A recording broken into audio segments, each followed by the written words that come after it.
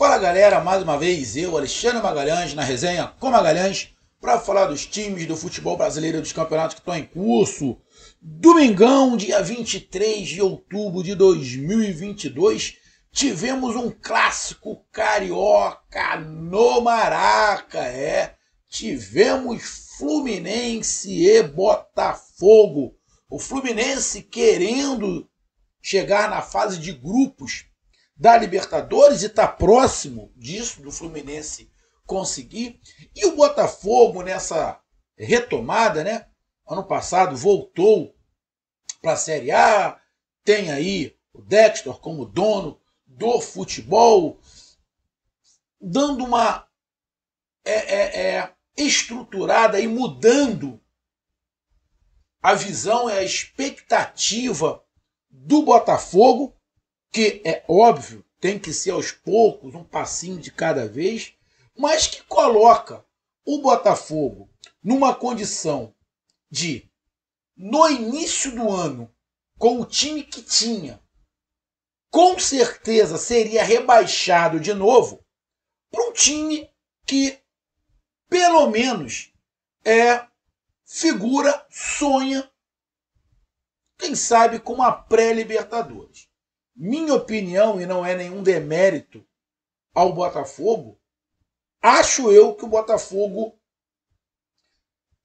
até por estar se reestruturando, a Sul-Americana seria o melhor campeonato do Botafogo. Todo Botafogo pode ficar chateado comigo, mas o que eu estou falando é ir dar um passo de cada vez. E esse passo de cada vez, acho que passa pela Sul-Americana.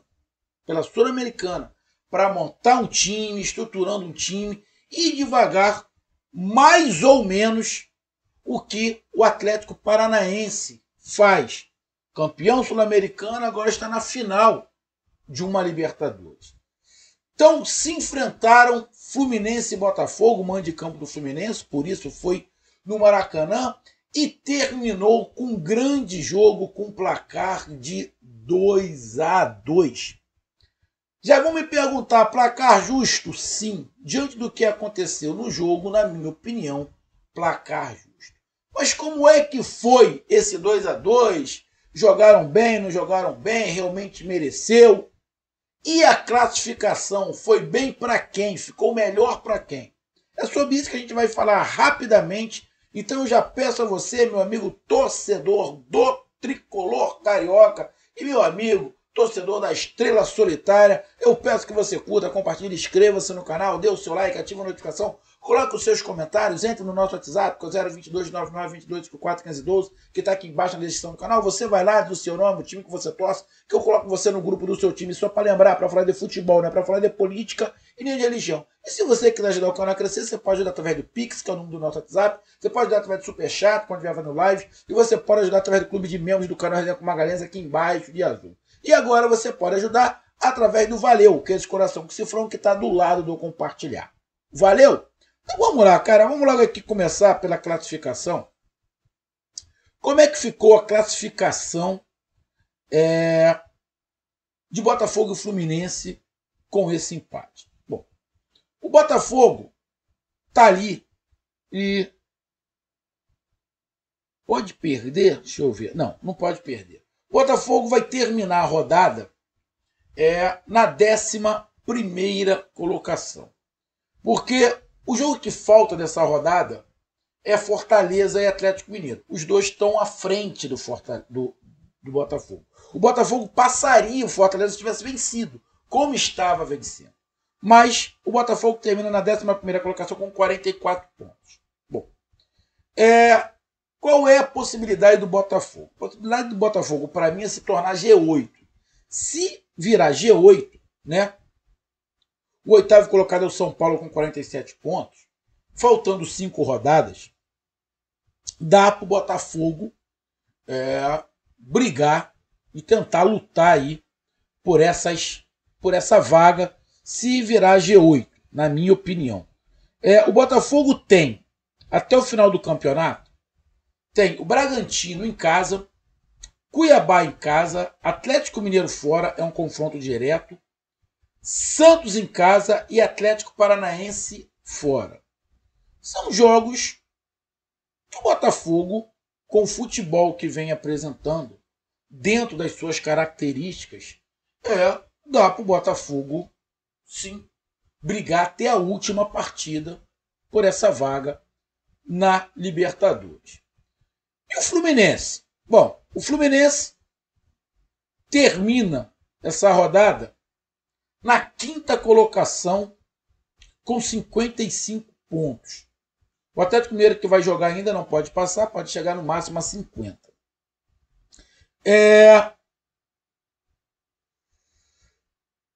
Seria interessante o Fluminense também, né, virar G7, virar G8.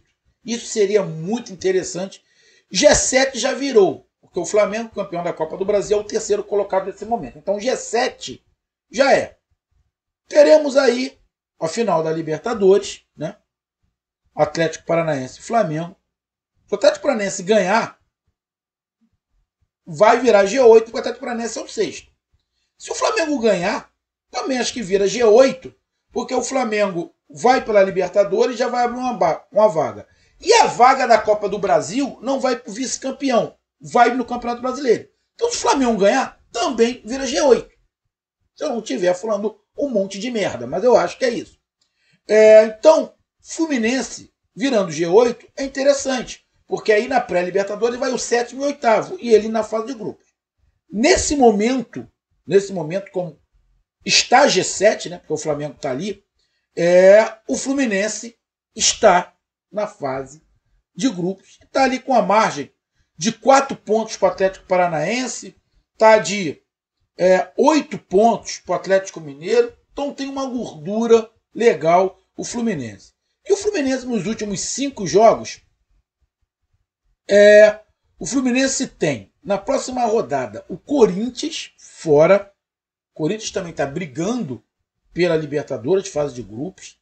Tem o Ceará fora, que está brigando para não cair. Depois joga contra o São Paulo. O São Paulo está tentando aí uma pré-Libertadores. Pega o Goiás em casa. Eu acho que o Goiás vai... dependendo do que aconteça, o Goiás vai ser aquele time que já não vai cair mais, não vai ter chance mais de cair, já vai ter se safado. Também não tem chance de Libertadores. Então o Goiás, de repente, vai ali querer uma Sul-Americana, mas não é um jogo onde o adversário vai estar desesperado, acho eu. E o último jogo é contra o Bragantino lá. A tabela do Fluminense, na minha opinião, em relação à do Botafogo, é um pouco mais complicada.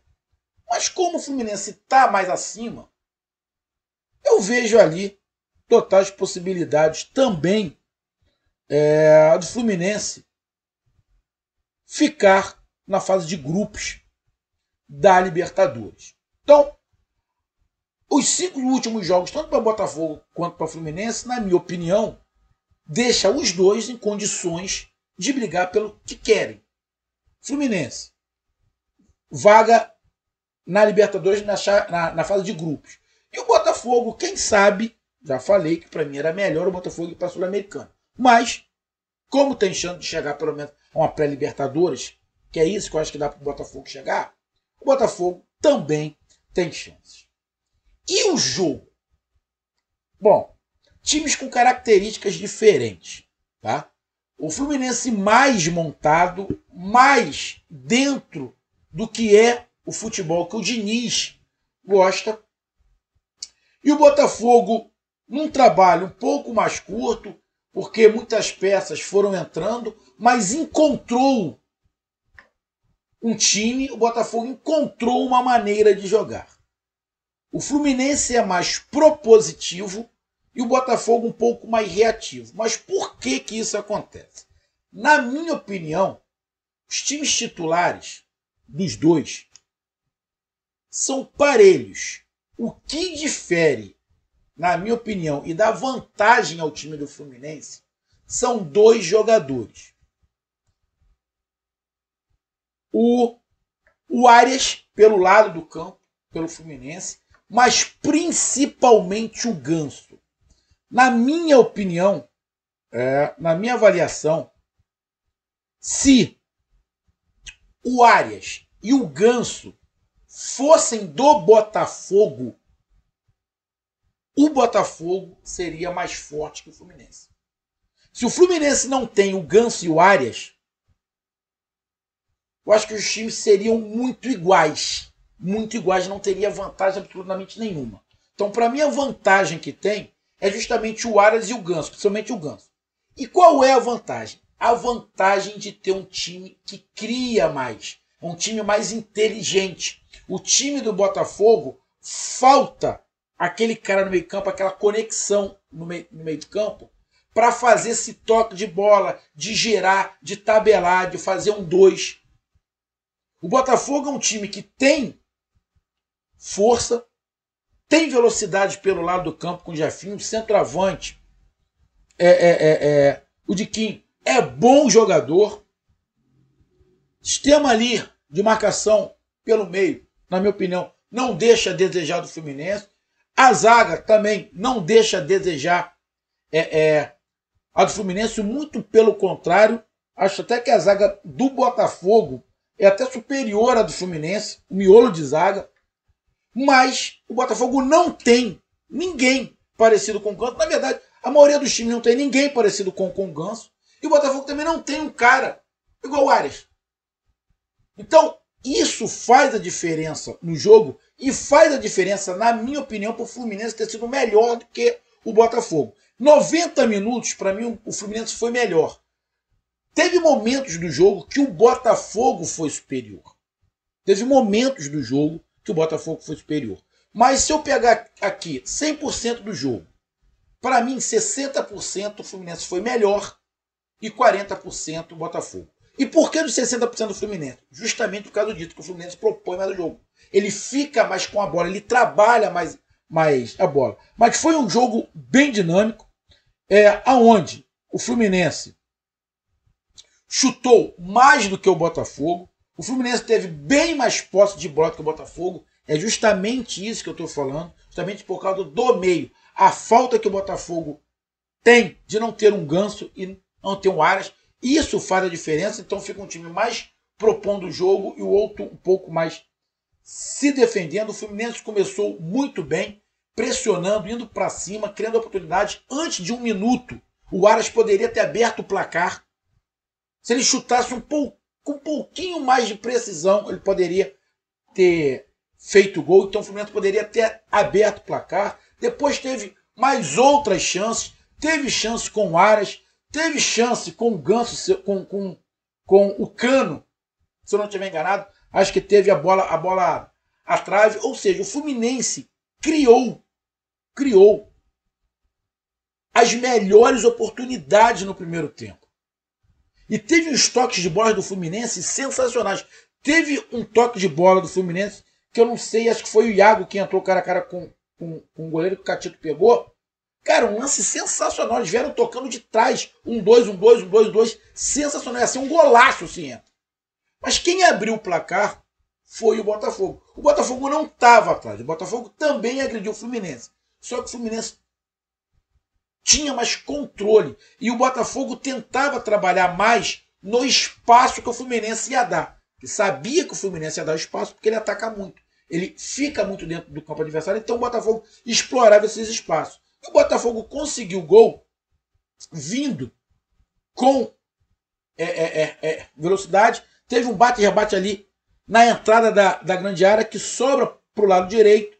A bola é chutada para dentro da área. Vai lá. Acho que é Eduardo, se eu não estiver enganado o nome dele, né? Isso. O Eduardo se antecipa para dar um toquinho e coloca no canto do Fábio. Bom, o Fábio não teve culpa nenhuma nesse gol. Estou falando isso porque a torcida do Fluminense estava vaiando o Fábio. Nesse primeiro gol não vi falha nenhuma. A bola foi muito perto, ele não tinha muito o que fazer, ele até pulou. Então, apesar do Fluminense ter criado, quem faz o primeiro gol é o Botafogo. O Botafogo faz ali o gol aos 41 minutos do segundo tempo, do primeiro tempo. Mas o primeiro tempo, na minha opinião, foi parelho ali, mas o futebol do Fluminense melhor. O Fluminense criou mais. Vai para o segundo tempo, tem algumas mudanças. O Fluminense vai para cima e no espaço que o Fluminense dá, que sempre deu, todo jogo do Fluminense dá espaço pelo estilo de jogo. O Jefinho faz uma grande jogada pelo lado do campo, leva. O jogador que estava marcando ele, que era o Martinelli, se fizesse a falta, provavelmente ia ser expulso, porque já tinha um cartão amarelo. Então ele fica com medo e tira a mão. O Jefinho entra dentro da área e faz o 2-0. Complicou para o Fluminense. Mas o Fluminense não muda a sua maneira de jogar e continua indo para cima. Vai tentando e gradualmente o Botafogo vai recuando. Em determinados momentos o Botafogo não estava nem mais atacando, só estava querendo tirar a bola. Nem o contra-ataque o Botafogo estava querendo fazer. O Fluminense foi martelando, até que o Diniz faz a substituição, tira o Iago e bota o garoto, o Matheus Martins, que era o titular. Acabou saindo aí, pá, coisa e tal. Bota o garoto. No primeiro lance do moleque, individual, segundo gol do Botafogo, jogada individual, Jefinho.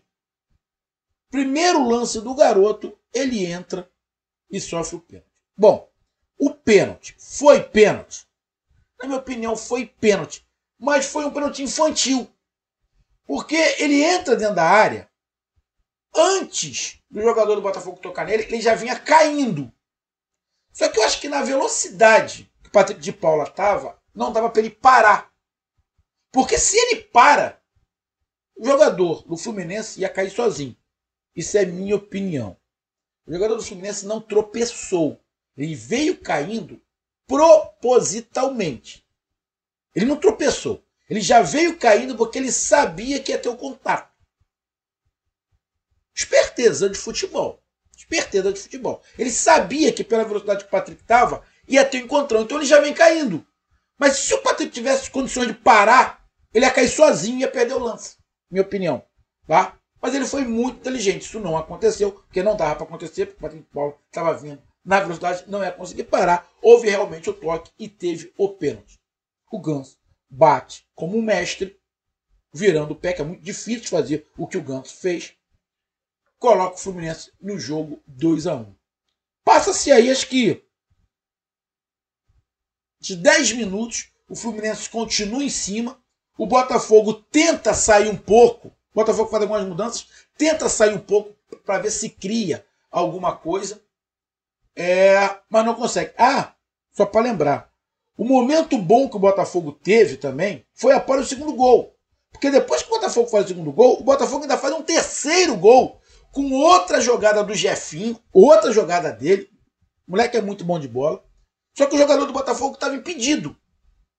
Mas o Botafogo fez um terceiro gol. Se não estava impedido, tinha matado a partida.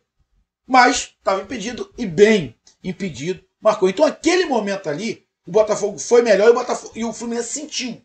O Fluminense sentiu. Por pouco, o jogo não acaba. Porque aí ia ficar ali 3-0.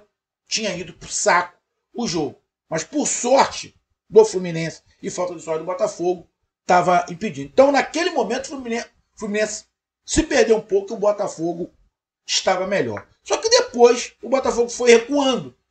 Como eu falei. O Fluminense conseguiu fazer o gol. E 10 minutos depois, o garoto que entrou muito bem, ciscando de um lado para o lado direito, para o lado esquerdo, para o lado direito, para o lado esquerdo, partindo para jogar individual. O Botafogo estava marcando bem, mas estava dando espaços para aqueles toques de primeira que o Fluminense faz, que não é fácil marcar. É fácil marcar quando o cara prende muita bola. Mas quando o cara não prende a bola, ele toca de primeiro, 1-2, é difícil. E o Botafogo estava rifando muita bola porque não estava querendo atacar. Num lance jogado a bola dentro da área. O Cano, que não fez uma grande partida, ele tem uma bola na trave, depois perdeu uma outra situação lá, mas não fez uma grande partida o Cano. A bola sobra para ele tenta chutar, acerta lá a perna do jogador do Botafogo, e aquele bate-rebate na área, o garoto que tinha acabado de entrar empata o jogo, Gatito não podendo fazer nada. 2-2. Por tudo que aconteceu no jogo, e na minha opinião, pelo Fluminense ter sido, na maior parte do tempo, melhor do que o Botafogo, eu ia achar injusto se o Fluminense tivesse perdido. Então o empate, diante das circunstâncias, apesar de o Fluminense ter perdido muito mais oportunidades que o Botafogo, mas diante das circunstâncias e pelas características, o empate, na minha opinião, foi justo diante de tudo que aconteceu. Depois que empatou, o jogo ficou meio morno, parece que os dois. O Fluminense também tirou um pouquinho o pé que conseguimos empatar, não vamos dar mole para perder o jogo no final. Então, o jogo deu uma cadenciada e terminou 2-2. 2-2 bom para quem? Bom, o Botafogo que estava ganhando de 2-0, não foi bom o empate. O Fluminense que estava jogando em casa e queria, de repente, fazer uma gordura maior para começar a carimbar de vez a sua classificação para a Libertadores, também não acontece. Mas diante de estar perdendo de 2-0, conseguir empatar, na minha opinião, o resultado foi melhor para o Fluminense. Diante das circunstâncias que foi o jogo e também pelo Fluminense tá mais em cima na tabela. Então tá aí a minha análise e um grande abraço, até mais, valeu, tamo junto, fui!